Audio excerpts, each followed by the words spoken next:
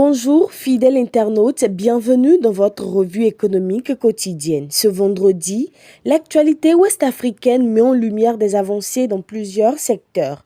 Tour d'horizon.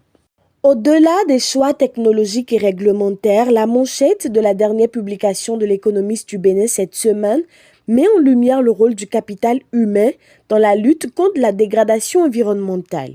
Une étude publiée en juin 2025 dans la revue d'analyse des politiques économiques et financières menée sur 154 pays montre que l'éducation contribue à réduire les émissions liées à la croissance économique. Selon les auteurs, un niveau d'éducation plus élevé permet d'atténuer l'impact environnemental de la croissance en favorisant l'innovation, l'adoption de technologies propres et une meilleure conscience écologique. Au Bénin, les échanges extérieurs en 2024 traduisent une amélioration notable de la balance commerciale. Le déficit commercial a reculé de 56,6% pour s'établir à 157,7 milliards de francs CFA, soit 1,2% du PIB. Dans la structure des exportations, le soja devient le deuxième produit d'exportation devant la noix de cajou grâce à la forte progression des exportations de tourteaux issus de la transformation locale. Cette évolution s'inscrit dans un contexte de baisse des importations et d'amélioration du taux de couverture, passé de 87,1% à 93,9%. Dans l'économiste du Mali, les dernières données de l'UEMOA apportent un éclairage sur l'évolution des prix à la consommation. Le rapport de conjoncture économique régionale numéro 69 indique une hausse modérée de 0,2% des prix à la consommation au troisième trimestre 2025, portée par l'augmentation des prix des produits alimentaires ainsi que du logement et de l'énergie. En glissement annuel, l'inflation régionale a reculé de 1,0% sous l'effet de la baisse des prix des produits alimentaires et de certains services. Au Mali, les prix ont enregistré une contraction annuelle de 0,5%. Au Burkina Faso, rapporte le quotidien spécialisé malien, une initiative individuelle illustre l'engagement citoyen en faveur de la solidarité nationale et de l'effort de paix.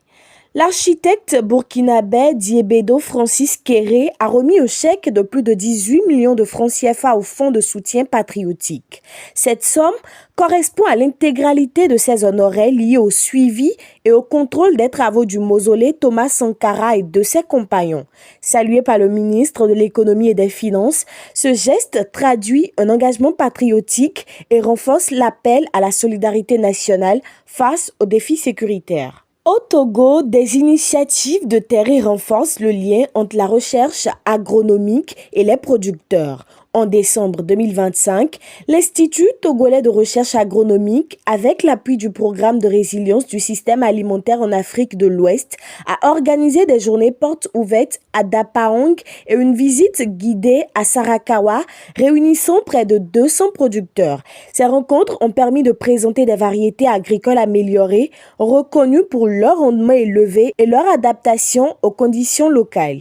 Face aux défis persistants d'accès à l'électricité, les acteurs régionaux appellent à une coopération renforcée. Intervenant lors de la 16e assemblée de l'IRENA, la présidente du Parlement de la CEDEAO, Adja Memounatou Ibrahima, a plaidé pour une approche régionale intégrée afin de relever le défi énergétique en Afrique de l'Ouest, où près de 43% de la population reste sans électricité.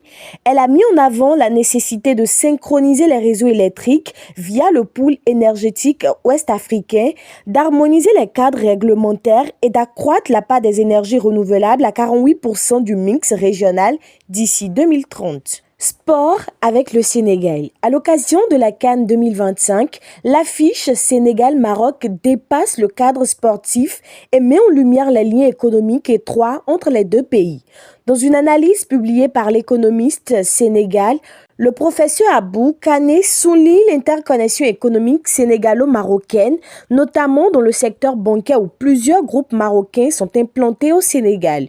Il rappelle le poids économique du Maroc, ses performances sectorielles et son appui financier récent du FMI, tout en mettant en perspective les différences de croissance, de dette et de déficit budgétaire entre les deux pays. Enfin, le Sénégal confirme son ambition spatiale avec le lancement imminent d'un deuxième satellite.